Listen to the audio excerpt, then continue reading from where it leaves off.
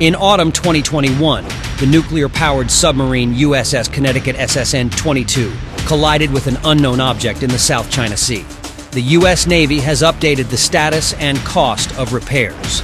USS Connecticut collided with an underwater mountain. As a result of the impact, the submarine lost her sonar and bow. Despite this, she was able to make it to the island of Guam, where she underwent a preliminary damage assessment. The USS Connecticut is now at the Intermediate Maintenance Center. The nuclear submarine is undergoing a procedure called Extended Dry Docking Selected Restricted Availability, ADS-ARA.